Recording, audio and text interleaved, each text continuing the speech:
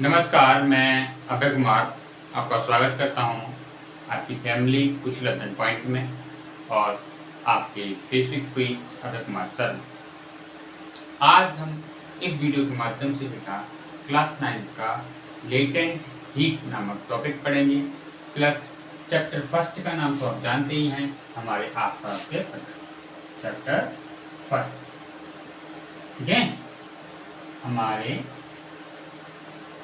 आसपास के पदार्थ टॉपिक है गुप्त ऊष्मा, लेटेंट हीट। और आज हम लेटेंट हीट को बहुत अच्छी तरीके से पढ़ने का प्रयास करेंगे इस वीडियो के माध्यम से। बहुत अच्छी तरीके से आपने देखा होगा पूरा बोर्ड भरा हुआ है, तो इस बोर्ड जो भरा हुआ है इसमें से टॉपिक को पढ़ाया जाएगा आपको डिटेल वाइज, तभी आपको ये टॉपिक समझ में आएगा, ये ध्यान रखिएगा। ठीक है, तो स्टार्ट करते हैं अब टॉपिक को, ना टाइम वेस्ट करते हुए। ठीक है, अब देखो लेटेंट हीट या गुप्त ऊष्मा। गुप्त ऊष्मा क्या है इसको हम डिटेल वाइज समझेंगे, फिर मैं आपको एक इस लाइन में समझाने का पूरा प्रयास करूंगा। ये सारा चीज मतलब ये जो टॉपिक लिखा है इसे पढ़कर फिर मैं आपको ये टॉपिक समझाने का प्रयास करूंगा। पढ़ाने की क्या, मैं 5 मिनट में ये टॉपिक खत्म कर दूंगा, मुझे कोई दिक्कत नहीं है। और ठीक है, और बता भी दूंगा गलन ऊष्मा क्या होती है और वाष्पन ऊष्मा क्या होती है। पर बेटा इन टॉपिकों को समझने के लिए, इन शब्दों को समझने के लिए आपको इतना बड़ा टॉपिक समझना पड़ेगा, तभी आप इस गुप्त ऊष्मा के टॉपिक को समझ सकते हैं। ये ध्यान रखिए। ठीक है, चलो स्टार्ट करते हैं। फर्स्ट ऑफ ऑल एक बात और है जो मैं आप सभी से कहना चाहता हूं कि आप इस YouTube चैनल को जरूर सब्सक्राइब कर लें। आपको सभी क्लासों की क्लासें, सभी जो क्लासें हैं 11th 9th 10th 11th 12th वाले सभी सब्जेक्टों की क्लास आएंगी। बस समय लगेगा क्योंकि समझते हैं आप। ठीक है, चलो स्टार्ट करते हैं, कोई नहीं। ठीक है, अब देखो, अब हम पढ़ेंगे बेटा टॉपिक, और टॉपिक को बहुत अच्छी तरीके से समझने का प्रयास करेंगे। ठीक है, स्टार्ट करते हैं। गुप्त ऊष्मा, लेटेंट हीट कहते हैं इंग्लिश में से लेटेंट हीट। ठीक है, क्या कहते हैं, लेटेंट हीट या गुप्त ऊष्मा। क्या होती है बेटा, जब किसी पदार्थ को गर्म करते हैं, ठीक है, कोई भी पदार्थ गर्म करते हैं तो क्या होता है बेटा, तापमान क्या होता है बेटा, उसका टेम्परेचर क्या होता है बेटा, बढ़ता है। क्या होता है, टेम्परेचर बढ़ता है। तो जब तक पूरी बर्फ पिघल नहीं जाती, बीकर का तापमान क्या होगा बेटा, हम एक बीकर लेते हैं, बीकर में डालते हैं आइस क्यूब और उस पर देते हैं हीट, देते हैं टेम्परेचर, देते हैं क्या देते हैं। जब तक पूरी बर्फ क्या नहीं हो जाती, पूरी बर्फ पिघल नहीं जाती तो बीकर का टेम्परेचर नहीं बदलता है। क्या होता है, बीकर का टेम्परेचर नहीं बदलता है। किसका बेटा, बीकर का टेम्परेचर क्या नहीं हो रहा है बेटा, नहीं बदलता है। बीकर को लगातार गर्म करने के बाद ऐसा भी होता है कि जब द्रव को गर्म करते हैं तो बीकर का टेम्परेचर क्या होता है, बढ़ता है। क्या होता है बेटा, बीकर का जो टेम्परेचर होता है वो क्या हो रहा है बेटा, बढ़ रहा है। उसका स्तर क्या हो रहा है, बढ़ रहा है टेम्परेचर, परंतु बॉइलिंग पॉइंट तक, बॉइलिंग पॉइंट मतलब उत्तरांक बिंदु तक पहुंचने के बाद बीकर का टेम्परेचर नहीं बढ़ता है। क्या होता है, बीकर का तापमान नहीं बढ़ता है, या बॉइलिंग पॉइंट तक पहुंचने पर बीकर का तापमान बेटा बिल्कुल नहीं बढ़ता है। द्रव के वाष्प में बदलने तक तापमान कैसा रहता है बेटा, स्थिर रहता है। कैसा रहता है, स्थिर रहता है। द्रव के वाष्प में बदलने तक तापमान कैसा रहता है बेटा, स्थिर रहता है। जब द्रव को लगातार गर्म या ऊष्मा करते हैं तब बेटा प्रश्न यह उठता है कि उसकी जो ऊष्मीय ऊर्जा है उसकी आपूर्ति कहाँ हो रही है। ठीक है, वो ऊष्मीय ऊर्जा कहाँ जा रही है।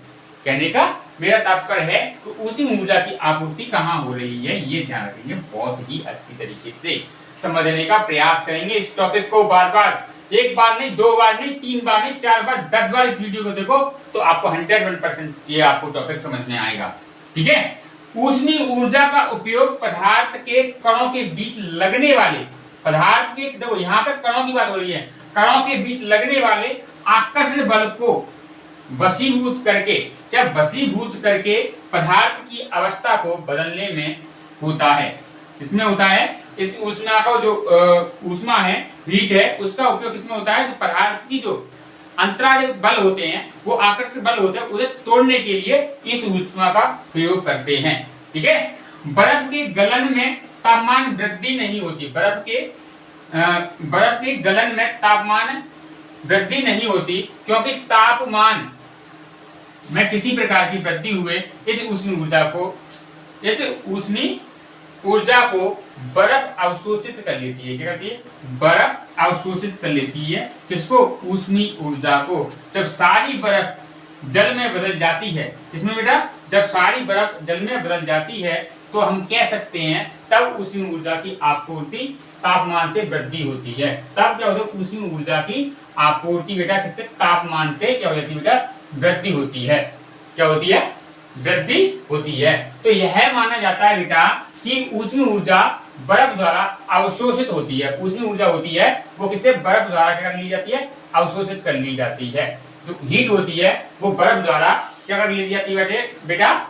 अवशोषित होती है। ऊष्मी ऊर्जा बर्फ में छुपी हुई रहती है। ऊष्मी ऊर्जा किसमें छुपी हुई है बेटा? यहाँ पर की है कि ऊष्मी ऊर्जा बर्फ में छुपी हुई होती है। किसमें बेटा? बर्फ में छुपी हुई होती है, रहती है। इसी प्रकार जब जल को ऊष्मी ऊर्जा देते हैं तो इससे कण अत्यधिक तीव्रता से गति करते हैं। ठीक है। अत्यधिक तीव्रता से क्या करते हैं? गति करते हैं। इन कणों में एक निश्चित तापमान पर इतनी ऊर्जा आ जाती है बेटा कि ये अंतराल को आखिरी बल को तोड़कर कैसे हो जाते हैं बेटा? स्वतंत्र हो जाते हैं। क्या हो जाते हैं बेटा? स्वतंत्र हो जाते हैं। तो ये टॉपिक आपको यहाँ पे बेटा समझ में आया होगा। ठीक है। समझाने का प्रयास किया मैंने। जब जल उबलता है तो ऊर्जा की लगातार आपूर्ति से ही ऊष्मी ऊर्जा तापमान कैसा होता है? स्थिर रहता है। क्योंकि ऊष्मी ऊर्जा द्रव के कणों के बीच आकर्षण बल में प्रयोग होती है तथा इसकी भौतिक अवस्था द्रव से वाष्प में परिवर्तन हो जाती है। इसकी भौतिक अवस्था किससे हो जाती है? द्रव से वाष्प में परिवर्तन हो जाती है। तो हम कह सकते हैं ये क्या है बेटा? ये गुप्त ऊष्मा है। क्या बेटा? गुप्त ऊष्मा है। अब इस लाइन का आपको समझ में आएगा। वह ऊष्मी ऊर्जा जिसकी आपूर्ति किसी पदार्थ की भौतिक अवस्था को, बर्फ की भौतिक अवस्था को परिवर्तन कर देती है, वही क्या कहलाती है बेटा? गुप्त ऊष्मा कहलाती है। क्या कहलाती है बेटा? गुप्त ऊष्मा कहलाती है। और गुप्त ऊष्मा बेटा दो प्रकार की होती है। गुप्त ऊष्मा कितने प्रकार की होती है? दो प्रकार की। एक होती है बेटा गलन। कौन सी होता है? गलन की गुप्त ऊष्मा। और दूसरी होती है बेटा वाष्पन की गुप्त ऊष्मा। किसकी? वाष्पन की गुप्त ऊष्मा।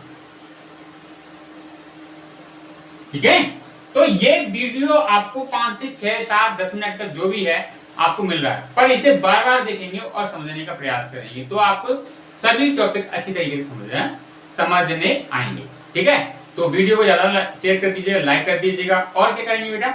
चैनल को सब्सक्राइब कर लेंगे। ठीक है। सब्सक्राइब कर लेंगे, प्लस हमारा जो पेज है अभय कुमार सर, उसको फॉलो कर लीजिएगा। ठीक है। तो वीडियो देखने के लिए बेटा बहुत बहुत धन्यवाद आपका।